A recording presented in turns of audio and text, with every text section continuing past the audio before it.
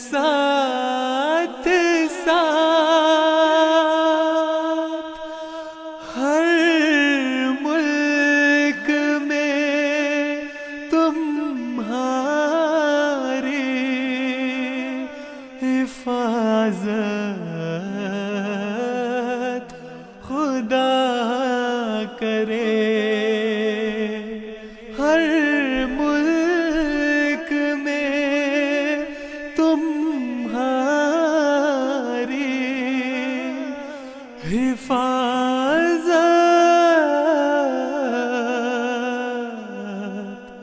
خدا کرے۔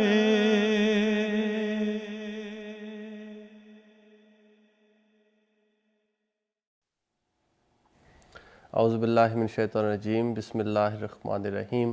معزز ناظرین، پروگرام ہجرت کے ساتھ آپ کی خدمت میں حاضر ہیں۔ ناظرین، یہ ایک حقیقت ہے کہ جب ہم کسی ملک میں ہجرت کرتے ہیں تو اس ملک میں ہمیں جہاں بہت سارے حقوق حاصل ہوتے ہیں تو بہت ساری نئی ذمہ داریاں بھی ہوتی ہیں، فرائض بھی ہوتے ہیں جن کا کہ اس ملک کا قانون ہم سے تقاضا کرتا ہے یا وہ ریاست ہم سے تقاضا کرتی ہے۔ تو جو حقوق ہمیں میسر آتے ہیں، ملتے ہیں، ان کا شکریہ یہ ہے کہ جو ذمہ داریاں ہم پہ عائد ہوتی ہیں، جو فرائض ہم پر عائد ہوتے ہیں، ان کی بجاوری میں غفلت نہ کی جائے۔ اور ایک احمدی جو خدا تعالیٰ کے فضل سے اس بات پہ یقین رکھتا ہے کہ وطن کی محبت تو ایمان کا حصہ ہے اور جس ملک میں رہتے ہیں اس سے وفا، اس کے ساتھ، اس کے قانون کے ساتھ اس کی پابندی، وہ ہمارے ایمانوں کا حصہ ہے الحمدللہ، تو اس پر تو سب سے زیادہ یہ ذمہ داری عائد ہوتی ہے، کیونکہ ہر مناسب حال عمل، ہر حکمت اور دانائی کی بات ہماری کھوئی ہوئی میراث ہے۔ آج کا پروگرام بھی ملکی قوانین کا احترام، ریاست کے ساتھ محبت اور وفا اور اس کے قانون کی پابندی جو ہے، یہی ہمارے ہجرت کے آج کے پروگرام کا موضوع ہے۔ اسٹوڈیوز میں ہمارے ساتھ تشریف رکھتے ہیں مکرم و محترم طاہر احمد صاحب، آپ مربی سلسلہ ہیں جماعت احمدیہ جرمنی میں۔ آپ کے ساتھ تشریف رکھتے ہیں مکرم و محترم حافظ مظفر عمران صاحب، آپ نیشنل سیکرٹری تربیت ہیں جماعت احمدیہ جرمنی میں۔ میں دونوں مہمانان کی تشریف آوری کا تہہ دل سے مشکور ہوں۔ امام صاحب، سب سے پہلے اسلام میں خود انحصاری اور ملک سے محبت کی جو تعلیمات ہمیں ملتی ہیں وہ ہمارے ناظرین کے سامنے رکھیے گا۔ بسم اللہ الرحمن الرحیم۔ اسلام کامل تعلیم کا حامل ہے۔ جہاں وہ مذہب کی تعلیم بیان کرتا ہے وہاں انسانی ضروریات جو اس کی سیاست سے تعلق رکھتی ہیں، اقتصادیات سے تعلق رکھتی ہیں، اس کی معاشیات سے تعلق رکھتی ہیں، اس کی بھی رہنمائی فرماتا ہے۔ اللہ تعالیٰ قرآن کریم میں فرماتا ہے یا ایھا الذین آمنوا اطیعوا اللہ و اطیعوا الرسول و اولی الامر منکم۔ اس میں اللہ تعالیٰ نے واضح طور پر اللہ اور اس کے رسول کے حکم کے ساتھ ساتھ جو ریاست ہے، جو قانون ہے اور جو اس وقت قانون کے حامل ہیں ان کی اطاعت کا بھی حکم دیا ہے، اور یہ بہت ہی پیاری تعلیم ہے۔ حضور صلی اللہ علیہ وآلہ وسلم نے واضح طور پر فرمایا، حضرت انس رضی اللہ تعالیٰ عنہ سے روایت ہے، آپ فرماتے ہیں کہ نبی کریم صلی اللہ علیہ وآلہ وسلم فرمایا کہ تم حکام کی بات کو سنو اور اس کی اطاعت کرو۔ اسی طرح حضرت ابو ہریرہ رضی اللہ تعالیٰ عنہ سے روایت ہے کہ نبی کریم صلی اللہ علیہ وآلہ وسلم نے فرمایا، تنگ دستی اور خوشحالی، خوشی اور ناخوشی، حق تلفی اور ترجیحی سلوک، غرض کے ہر حالت میں تیرے لیے حاکم وقت کے حکم کو سننا اور اس کی اطاعت کرنا واجب ہے۔ یعنی کس قدر پیاری تعلیم ہے جو اسلام ہمارے سامنے بیان کرتا ہے۔ اور خود نبی کریم صلی اللہ علیہ وآلہ وسلم کا اپنا اسوہ حسنہ کہ آپ کو اپنے وطن سے کس قدر محبت تھی، اور صحابہ کرام رضی اللہ تعالیٰ عنہ کا اسوہ کہ آپ کو اپنے وطن سے، آپ سب کو اپنے وطن سے کس قدر محبت تھی، یہ ہمارے لیے تاریخ میں موجود ہے، جس کو ہم پڑھتے بھی ہیں، سنتے بھی ہیں۔ اسی لیے نبی کریم صلی اللہ علیہ وآلہ وسلم نے قرآن کریم میں آپ کی طرف سے یہ الفاظ ہیں، رب ادخلنی مدخل صدق واخرجنی مخرج صدق واجعل لی من لدنک سلطانا نصیرا۔ اور جب آپ مکہ سے جدا ہو رہے تھے تو وطن کی محبت اس قدر آپ کے دل پر غالب تھی کہ آپ کی آنکھوں سے آنسو رواں تھے، اور آپ اپنی بستی کو مخاطب کر کے فرماتے ہیں کہ بستی تیرے رہنے والے مجھے یہاں رہنے نہیں دیتے، ورنہ میرا دل تجھ کو چھوڑنے کے لیے تیار نہیں۔ تو نبی کریم صلی اللہ علیہ وآلہ وسلم نے وطن سے محبت کی ہے، اپنے صحابہ کو وطن سے محبت کی تعلیم دی ہے اور اس کے قوانین کا احترام سکھایا ہے۔ یہاں صاحب ایک خیال یہ بھی پایا جاتا ہے کہ شاید وطن وہ ملک ہے جس میں ہم پیدا ہوتے ہیں، جس کو ہم چھوڑ آئے ہیں، جبکہ آج یہاں ہماری نسلیں رہ رہی ہیں جن ممالک میں، وہ جوان ہو رہی ہیں، یہاں پہ تعلیم پا رہی ہیں، یہاں پہ ہمیں تمام حقوق میسر ہیں، تو کیا وطن کے فہم میں یہ جو یا اس کی تشریح میں یہ ممالک بھی شامل ہیں؟ جی، یہ ممالک بھی شامل ہیں، اس لیے کہ تعلیم جو ہمیں دی گئی ہے وہ کسی ایک جگہ کے لیے نہیں ہے۔ اسلام کی تعلیم ساری دنیا کے لیے ہے، سب خطوں کے لیے ہے۔ جہاں جہاں لوگ رہتے ہیں ان پر اس تعلیم پر عمل کرنا ضروری ہے، اور ہم آج یورپ میں ہوں، خواہ امریکہ میں ہوں، خواہ افریقہ میں ہوں، خواہ ایشیا میں ہوں، ہماری رہنمائی کے لیے تعلیم موجود ہے جو ہمیں اپنے وطن سے محبت اور اس کے قوانین کا احترام سکھاتی ہے۔ اس لحاظ سے خاص طور پر ایک احمدی مسلمان کے لیے حضرت اقدس محمد مصطفیٰ صلی اللہ علیہ وآلہ وسلم کی تعلیم پر عمل کرتے ہوئے دوسری قوموں کے سامنے، دوسرے مذاہب کے سامنے اس نیک تعلیم کو عملی شکل میں پیش کرنا اس کے فرائض میں سے ایک عظیم الشان فرض ہے۔ جزاک اللہ۔ حافظ صاحب، کسی بھی ملک کے، ریاست کے جو قوانین ہیں ان پر عمل کرنا، آج کا ہمارے جو نوجوان ہیں، جو نسلیں یہاں پہ بڑی ہو رہی ہیں، وہ عملی رنگ میں اس کا اظہار کیسے کر سکتی ہیں؟ بسم اللہ الرحمن الرحیم۔ جیسے ابھی امام صاحب نے اسلام کی تعلیم جو ایک بین الاقوامی تعلیم ہے، اس کا کسی ملک، کسی خطے، کسی نسل، کسی قوم کے ساتھ تعلق نہیں ہے۔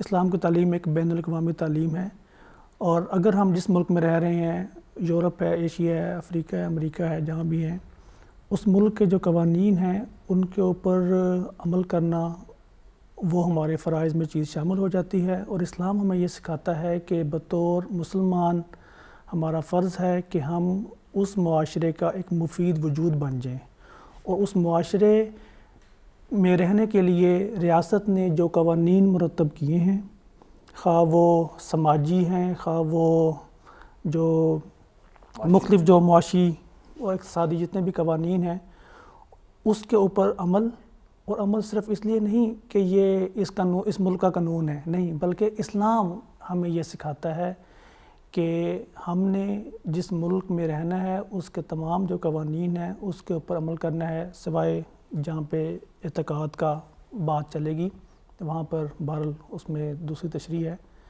تو اس لیے ہم لوگوں کا جہاں بھی ہم رہیں، ہمارا یہ ہے کہ ہمارا فرض ہے کہ ہم اس معاشرے کے مفید وجود بنیں، اور اس ضمن میں جو بھی ان کے قوانین ہیں اس کے اوپر عمل کریں۔ معاشی قوانین ہیں، خواہ وہاں پہ رہنے کے حوالے سے ہیں قوانین ہیں، کام کے حوالے سے قوانین ہیں، جابس کے حوالے سے ہیں، پڑھائی کے حوالے سے ہیں، اپنے آپ کو معاشرے میں ضم کرنے، انٹیگریشن کے حوالے سے ہیں، اس ملک کی زبان جو ہے اس کو سیکھنے کے حوالے سے ہیں، اور اس میں اپنی جو اسلامی اقدار ہیں ان کی حفاظت کے حوالے سے جو ایک مسلمان کے اوپر فرائض شامل ہوتے ہیں۔ تو ایک وسیع ایک تعلیم ہے، وسیع ایک مضمون ہے جس کے اوپر جو ہے اسلام ہمیں مختلف ہدایات دیتا ہے۔ جزاک اللہ۔ مفید وجود بننے کا ذکر مکرم حافظ صاحب نے فرمایا، یہ فرمائیے کہ مفید وجود کیوں کر بنا جا سکتا ہے؟ معاشی طور پہ، خاص طور پہ اگر میں پوچھوں تو ہم ملک کی، کیونکہ ترقی یافتہ ممالک میں ہجرت کی طرف جب کی جاتی ہے تو اس میں سے ایک جو ہے مقصد وہ اپنے آپ کو معاشی طور پر مستحکم کرنا بھی ہوتا ہے بعض دفعہ، تو لیکن اس معاشی استحکام کے لیے خود انحصاری کہاں تک ضروری ہے؟ حضرت صلی اللہ علیہ وآلہ وسلم نے اپنے نیک نمونے سے ہمیں بتا دیا ہے۔ آپ نے اپنی نوجوانی کی حالت میں تجارت کی، اور اپنے بچپن کے متعلق فرمایا کہ میں نے معاوضے پر بکریاں بچرائیں۔ اسی طرح دوسرے انبیاء علیہم السلام کی یہ سنت تھی کہ وہ اپنے ہاتھ سے کام کرتے تھے۔ تو صحابہ کرام رضی اللہ تعالیٰ عنہ کو بھی آپ نے یہی تعلیم دی. اس کا دیکھیں کیسا پیارا نمونہ ہمارے سامنے آتا ہے. ہجرت ہوتی ہے، صحابہ کرام رضی اللہ تعالیٰ عنہ اپنے کاروبار، اپنی جائیدادیں سب کچھ مکہ میں چھوڑ کر اللہ کی رضا کی خاطر مدینہ میں آ کر آباد ہو جاتے ہیں. وہاں پر جو صحابہ ہیں انصار، وہ ان کو کہتے ہیں کہ ہماری جائیدادیں بھی آپ کی ہیں، ہمارے اموال بھی آپ کے ہیں، ہمارے کاروبار بھی آپ کے ہیں، آپ ہمیں اشارہ کریں، ہم آدھا آدھا مال آپ کو دے دیتے ہیں. لیکن ان مہاجرین نے ہمارے سامنے ایک بہت پیارا نمونہ چھوڑا ہے، اور وہ یہ ہے کہ انہوں نے ان اموال کو نہیں لیا، بلکہ یہ کہا کہ آپ ہمیں بازار کا راستہ بتائیں، یہاں کس کس چیز کا کاروبار ہوتا ہے وہ ہم کریں گے. بعض صحابہ کے پاس اگر شہد تھا یا گھی تھا تھوڑی مقدار میں، انہوں نے اسی سے کاروبار شروع کیا اور نیک نیتی سے کیا. اور اللہ تعالیٰ کا مہاجرین کے ساتھ یہ وعدہ ہے کہ اگر پیچھے تمہارے مال لوٹے گئے، تمہارے بزنس تباہ کیے گئے، تو یہ ہجرت کے نتیجے میں خدا تعالیٰ تمہیں وسعت عطا کرے گا، تمہارے اموال میں وسعت عطا کرے گا، تمہارے کاروبار میں وسعت عطا کرے گا. اور یہ اللہ تعالیٰ نے دی. حضرت عثمان رضی اللہ تعالیٰ عنہ کا بہت بڑا کاروبار تھا مکہ میں تجارت کا، یہاں آ کر اللہ تعالیٰ نے بہت بڑا عظیم الشان آپ کو تجارت کا کام عطا کیا، اسی طرح دوسرے صحابہ کو عطا کیا. تو یہ نیک نمونہ ہمارے سامنے موجود ہے. اسی لیے نبی کریم صلی اللہ علیہ وسلم صحابہ کو اس بات کی طرف توجہ دلاتے تھے. فرمایا جس طرح اللہ تعالیٰ کے دوسرے حکموں پر عمل کرنا تمہارے لیے فرض ہے، بین ہی اسی طرح حلال روزی کمانا بھی تمہارے لیے فرض قرار دیا گیا ہے. مثلا ایک نوجوان صحابی آپ کی خدمت میں حاضر ہوئے جو انصاری تھے، آ کر کہنے لگے حضور میری مدد کریں، میں غریب ہوں. آپ نے فرمایا آپ تمہارے پاس گھر میں کچھ ہے؟ وہ کہنے لگے جی حضور ایک قیمتی چادر ہے. فرمایا لے آؤ. اور صحابہ سے فرمایا تم میں سے کون اس کو خریدے گا؟ ایک صحابی نے کہا حضور میں 1 درہم میں خریدوں گا، دوسرے صحابی نے کہا حضور میں 2 درہم میں خریدتا ہوں. آپ نے فرمایا 2 درہم لو، ایک سے اپنے بیوی بچوں کے لیے کھانا خرید دو اور ایک سے کلہاڑی خرید کر لاؤ. وہ کلہاڑی خرید کر لائے، آپ نے اپنے مبارک ہاتھوں سے اس میں دستہ لگایا اور فرمایا 15 دن کے لیے محنت کرنے کے لیے چلے جاؤ اور 15 دن کے بعد آ کر مجھے بتانا. وہ آئے بڑے خوش تھے، کہنے لگے حضور میں نے لکڑیاں کاٹی ہیں، میں نے قرض بھی ادا کرنا شروع کر دیا ہے اور میرے بیوی بچوں کو رزق بھی ملنا شروع ہو گیا ہے. اسی لیے آپ نے فرمایا تھا کہ القاسب و حبیب اللہ، جو محنتی ہے وہ خدا کا حبیب ہے. تو نبی کریم صلی اللہ علیہ وآلہ وسلم نے قیامت تک آنے والے مہاجرین کے لیے یہ پاک نمونہ پاک تعلیم چھوڑ دی کہ خدا کے وعدے تمہارے حق میں پورے ہوں گے، خدا تمہیں وسعت عطا کرے گا. دشمن جو تمہیں مارنا چاہتا تھا، تمہارے مال تباہ کرنا چاہتا تھا، بزنس تباہ کرنا چاہتا تھا، اللہ تعالیٰ ان دشمنوں کو ناکام و نامراد کرے. ضرورت صرف اس بات کی ہے کہ اس تعلیم پر عمل کرنا، سست ہو کر بیٹھ نہ جانا، اپنے ہاتھوں کو کام سے روک نہ لینا. جس کام میں بھی تم ہاتھ ڈالو گے اللہ تعالیٰ اس میں تمہیں برکت عطا کرے گا. جزاک اللہ. حافظ صاحب، خود انحصاری کے حوالے سے اگر پروگرام کو بڑھائیں تو ایک سوال یہاں پہ یہ بھی پیدا ہوتا ہے کہ بعض یورپ کے اور فرسٹ ورلڈ کے ممالک ایسے ہیں جنہوں نے کہ سوشل ہیلپ کا ایک سسٹم ہے وہاں پر. یہ سسٹم کیا ہے؟ اس سے کن حالات میں فائدہ اٹھانا چاہیے؟ اور ایک احمدی کا اس سلسلے میں رویہ کیا ہونا چاہیے؟ اس بارے میں فرمائیے. اگر سوشل ہیلپ کو اگر آپ تاریخ کے زمرے میں دیکھیں تو آپ کو اسلام میں اس کی جو ہے نا وہ بڑی واضح مثال ملے گا کہ حضرت عمر رضی اللہ عنہ کے زمانے میں حضرت عمر رضی اللہ عنہ نے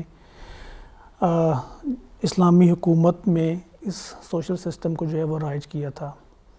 آپ رضی اللہ عنہ نے مختلف بیواؤں کے وظیفے مقرر کیے ہوئے تھے، یتیموں کے وظیفے مقرر کیے ہوئے تھے، جو بیمار نادار تھے، بزرگ جو کام کرنے کے مطلب اس میں نہیں تھے، اہل نہیں تھے صحت کے اعتبار سے، ان کے وظیفے مقرر تھے. اور اسی طرح مطلب کہ جو یعنی کہ ایک معاشرہ ہے اس میں جو لوگ ہیں ان کی جو بنیادی نیڈز ہیں، جو بنیادی ان کی ضرورت ہے، اس کو پورا کرنا ریاست کے فرائض میں شامل ہے. یہ اسلامی تعلیم ہے اور اسلامی تعلیم ہے، لیکن مغربی ممالک نے اس کے اوپر عمل کر کے نہ صرف اپنے افراد کے لیونگ سٹینڈرڈ کو ماشاءاللہ ایک سطح دی ہوئی ہے.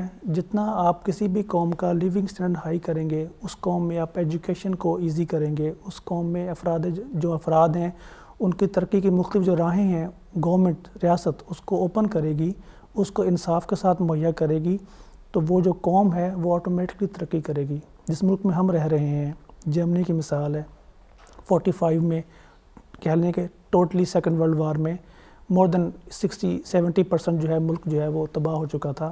اس ملک کے لوگوں نے اس میں محنت کی، اپنے ملک کو دوبارہ کھڑا کیا. تو یہاں پر اگر ہم مثال لیں مغربی ممالک کی، تو ان لوگوں نے اپنے افراد کے لیے جو کام صحت کے اعتبار سے کام جن کے لیے مشکل ہے، یا جن کو بعض مجبوریوں کی بنا پر کام مل نہیں سکتا، بعضوں کی صحت ہے، بعضوں کی ایجوکیشن ہے، یا بعض کام ان کے نہیں ہوتے، تو ان لوگوں نے اپنے لوگوں کے جو ایک منیمم لیونگ سٹینڈرڈ ہے اس کو برقرار رکھنے کے لیے ایک سوشل سسٹم جو ہے اس کو انٹیگریٹ کیا ہوا ہے. اور اس سے جو ہے جو لوگ ہیں وہ جو مجبور جسے آپ کہہ سکتے ہیں اس سے استفادہ کر لیتے ہیں، اور بعض صورتوں میں اس کو آپ اضطراری کیفیت کہہ لیں، اضطراری حالت کہہ لیں، اس میں بھی اس سے بعض جو ہیں وہ استفادہ کرنا پڑتا ہے. لیکن اس میں ابھی امام صاحب کی میں بات کو آگے بڑھاؤں گا کہ اس میں بھی اسلام نے جو ہمیں تعلیم سکھائی ہے، ہم لوگوں نے اس کی طرف ہی دیکھنا ہے. بار بار ہم نے یہ دیکھنا ہے کہ خدا تعالیٰ اور خدا تعالیٰ کا رسول ہمارے کن اعمال سے خوش ہوتے ہیں. ہم نے ان اعمال کو، ان باتوں کو جو ہے وہ اپنانے کی کوشش کرنی ہے. اگر تو ایسی کیفیت ہے، ٹھیک ہے، اس کو ہم کیا کہتے ہیں، مطلب جائز ہے، اس کو آپ استعمال کر سکتے ہیں اس چیز کو. لیکن جہاں تک انسان کی صحت اجازت دیتی ہے، ابھی امام صاحب نے ایک نوجوان صحابی کی مثال دی، اس نے کلہاڑی کا دستہ بھی اس کا پھر صلی اللہ علیہ وسلم نے خود اپنے ہاتھ سے اس میں لگایا. جہاں تک انسان کی صحت اجازت دیتی ہے، قانونی روک کوئی نہیں ہے. ویزے کے مسائل جو ہوتے ہیں، بعض دفعہ قانونی ریاست کے قانون ہیں، جس کے پاس ویزا نہیں ہے وہ کام نہیں کر سکتا، ان کے قانون ہے، اس کی آپ نے رسپیکٹ کرنی ہے.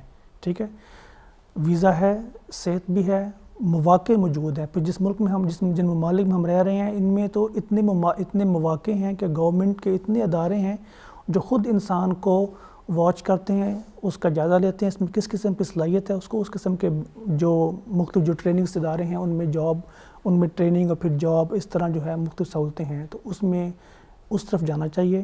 پھر وہی حدیث کو سامنے رکھنا چاہیے کہ جو اوپر والا ہاتھ ہے، جو دینے والا ہاتھ ہے، وہ لینے والے ہاتھ سے بہتر ہے. تو ہم لوگوں کو اسی کی طرف ہی جو ہے توجہ کرنی چاہیے، کوشش کرنی چاہیے کہ اگر وہ صورت نہیں ہے مجبوری والی تو انسان کام کرے. اور بہرحال قرآن کریم اللہ تعالیٰ صورت میں فرماتا ہے کہ اللہ یبسط الرزق لمن یشاء من عبادہ ویقدر له، یعنی کہ اللہ تعالیٰ ہی ہے جو انسان کے اوپر رزق کو فراخ کرتا ہے اور رزق کو تنگ کرتا ہے. اصل چیز جو ہے وہ یہ ہے کہ انسان کا خدا تعالیٰ کے اوپر توکل، کہ خدا تعالیٰ کے ذات رازق ہے. یہ ریاست یا یہ سسٹم یہ رازق نہیں ہے. اگر ہم ان کو اپنا رازق بنا لیں گے تو ہمارا خدا تعالیٰ کے اوپر توکل ختم ہو جائے گا. اللہ تعالیٰ کے ذات کے اوپر توکل انسان کو ایمان میں بڑھاتا ہے، اور انسان جو پھر کوششیں کرتا ہے اس توکل کے تحت اپنے رزق کو حلال کرنے کے حوالے سے، اپنے رزق کو بہتر کرنے کے حوالے سے، اللہ تعالیٰ اس میں بے پناہ برکتیں ڈالتا ہے. اصل چیز یہ ہے کہ خدا تعالیٰ کے ذات کے اوپر توکل، خدا تعالیٰ کی اس صفت کہ وہ رازق ہے، وہ رزاق ہے، وہ رزق دیتا ہے. وہ ایک پتھر میں پڑے ہوئے کیڑے کو بھی رزق دے سکتا ہے. ہم تو پھر چلتے پھرتے انسان ہیں، کوشش محنت کر کے ہمت لگا کر تو جو ہے وہ اپنی جو جاب ہے، کاروبار، اس کو کر سکتے ہیں، کرنا چاہیے. مکرم طاہر صاحب، کن حالات میں ملکی وسائل پر انحصار کرنا جو ہے وہ جائز قرار دیا جا سکتا ہے، یا ملکی وسائل کو استعمال، یہ جو پیسے سوشل ہیلپ کے ہوتے ہیں، یہ ٹیکس پیئر کے پیسے ہیں، تو ان کو ایک احتیاط کے ساتھ استعمال کرنا جائز ہے. تو وہ کیسے حالات ہیں کہ جن میں اسلام ہمیں اجازت دیتا ہے کہ ہم ان کو استعمال کر سکتے ہیں؟ اللہ تعالیٰ کا ہم پر بہت بڑا احسان ہے کہ ہمارے ہر معاملے میں رہنمائی کے لیے اللہ تعالیٰ نے ہمیں نظام خلافت عطا فرمایا ہوا ہے، اور اس سلسلے میں بھی ہمارے پیارے خلفاء ہماری رہنمائی فرماتے چلے آئے ہیں اور فرماتے چلے جا رہے ہیں۔ یہ جو سسٹم ہے جو گورنمنٹ کی طرف سے ایک امداد کا جو نظام ہے، یہ غرباء کے لیے ہے، تاکہ وہ اپنے غریبوں کو بھی ایک سطح پر لا سکیں۔ اگر کوئی شخص حقیقتاً بیمار ہے وہ اس نظام سے فائدہ اٹھا سکتا ہے، اگر کوئی شخص حقیقتاً گورنمنٹ کی نظروں میں سچ بولتے ہوئے کمزور ہے، کام نہیں کر سکتا، یا اس کو گھر مہیا نہیں ہے، یا اس کے پاس اتنے پیسے نہیں ہیں کہ اپنی خوراک کا انتظام کر سکے، تو اس کو اس نظام سے فائدہ اٹھانا چاہیے، یہ انسان کی بہبود کے لیے ہے۔ لیکن ایک صحت مند انسان جس پر خدا اور اس کے رسول کی تعلیم جس کو بلاتی ہے کہ وہ آئے اور معاشرے کے لیے مفید انسان بنے، اس پر یہ فرض ہے کہ وہ محنت کرے۔ دیکھیں رسول کریم صلی اللہ علیہ وآلہ وسلم نے اپنی بیٹی کو، حقیقی بیٹی کو یہ تعلیم دی۔ حضرت فاطمہ نے آ کر کیا درخواست کی کہ حضور سب کے پاس، دوسرے لوگوں کے پاس غلام ہیں، لونڈیاں ہیں، میرے یہ ہاتھ دیکھیں، میرے ہاتھ چکی پیستے پیستے ان پر چھالے پڑ گئے ہیں۔ حضور نے اپنی بیٹی کو نصیحت کرتے ہوئے فرمایا کہ نہیں، کام میں برکت ہے، محنت کرو گی خدا کی رضا ملے گی۔ فرمایا میں تمہیں دل کی سکون کے لیے یہ دعا سکھاتا ہوں جو تمہیں برکت عطا کرے گی کہ 33 مرتبہ سبحان اللہ، 33 مرتبہ الحمدللہ، 34 مرتبہ اللہ اکبر پڑھا کرو، تو اللہ تعالیٰ تمہیں صحت عطا کرے گا، برکتیں عطا کرے گا، تمہاری اولاد کو برکتیں عطا کرے گا۔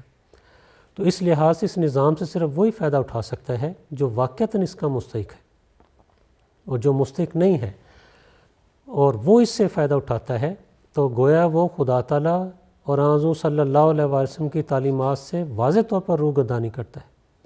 اب ہمیں ہمارے بزرگ کہانیوں کے ذریعے سے بھی یہ مضمون سمجھاتے ہیں۔ مثلا ایک چھوٹا سا واقعہ آپ کو بتا دیتا ہوں، یہ ہے تو کہانی لیکن بڑی سبق آموز ہے ان لوگوں کے لیے جو سست ہو کر بیٹھ جاتے ہیں، کہ ایک تاجر دیندار بیٹا، انسان کا بیٹا جو تھا وہ بہت عبادت کرنے والا تھا لیکن کام نہیں کرتا تھا۔ اس نے بیٹے کو سمجھا کر ایک قافلے کے ساتھ روانہ کیا۔ وہ کچھ دن قافلے کے ساتھ رہ کر واپس آ گیا اور باپ کو آ کر کہنے لگا کہ والد محترم مجھے سمجھ آ گئی ہے کہ اللہ رزاق ہے۔ انہوں نے کہا جی بیٹا آپ کو کیسے سمجھ آئی؟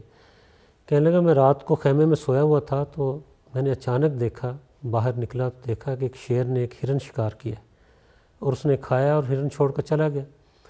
تھوڑی دیر بعد میں نے دیکھا کہ ایک لومڑی جس کی پچھلی 2 ٹانگیں کٹی ہوئی تھیں وہ رینگتی ہوئی آئی اور اس نے وہ گوشت کھایا۔ تو اللہ تعالیٰ تو سب کو رزق دیتا ہے، میں نہ بھی کام کروں گا مجھے رزق ملے گا۔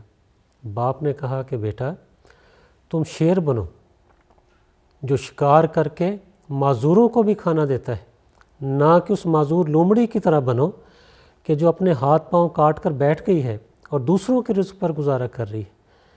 تو گویا یہ کہانیاں، یہ واقعات بھی ہمیں یہ چیزیں بتاتے ہیں کہ اللہ تعالیٰ کی نعمتوں کا شکر یہ ہے کہ اللہ تعالیٰ نے اگر ہمیں صحت دی ہے، ہمیں مواقع دیے ہیں یہاں پر، تو ہم محنت کریں، کوشش کریں اور یہاں کے جتنے بھی مواقع ان سے فائدہ اٹھا کر کاروبار کریں، نوکریاں کریں، تعلیم میں اعلیٰ مقام حاصل کریں، اور نہ صرف اپنے خاندان کے لیے بلکہ معاشرے کے لیے بھی ایک مفید وجود بنے۔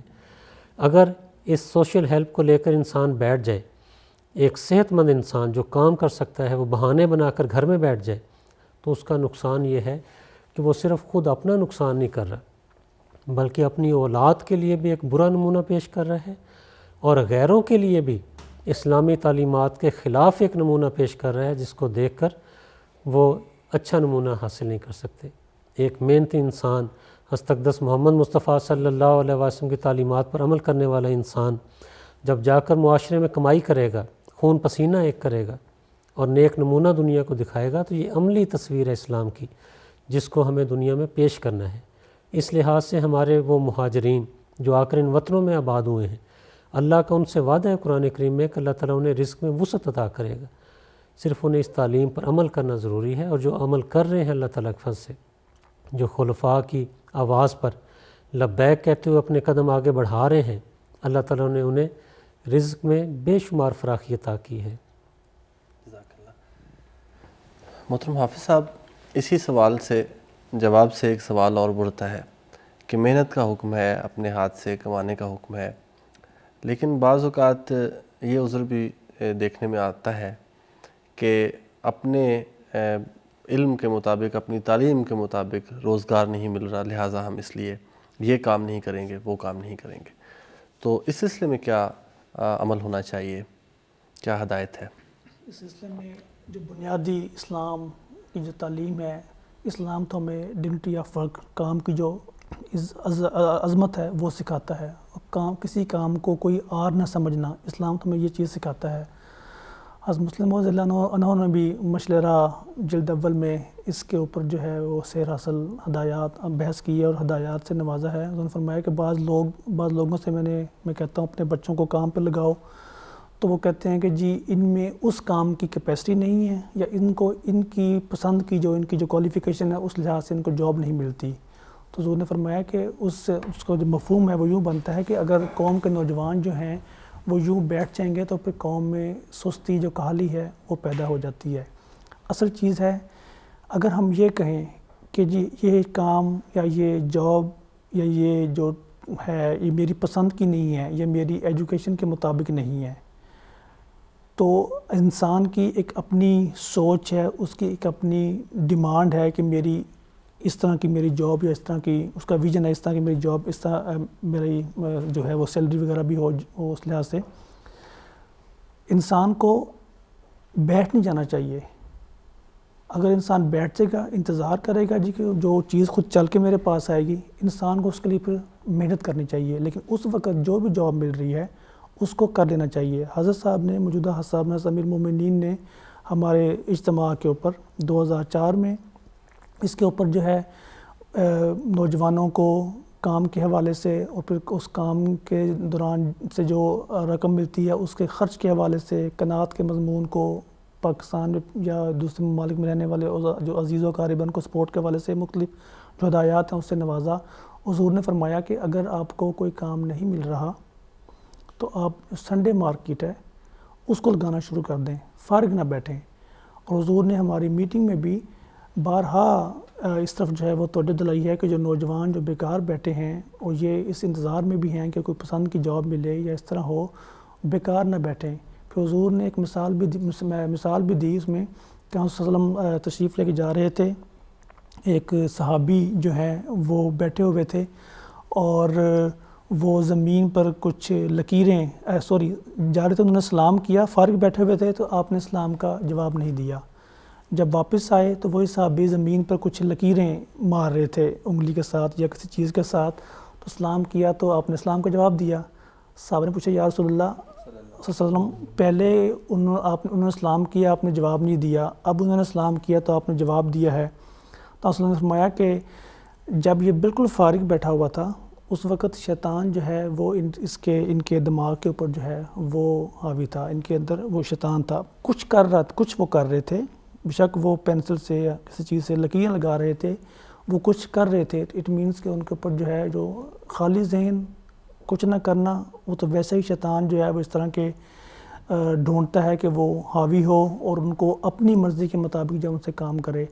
تو مطلب غرض یہ کہ کسی بھی کام کو آر نہ سمجھا جائے، کام کو شروع کیا جائے، بہتر سے بہتر تر کی تلاش میں لگے رہنا چاہیے.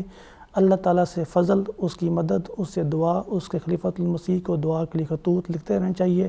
یقیناً اللہ تعالیٰ محنت کرنے والے کی محنت کو ضائع نہیں کرتا.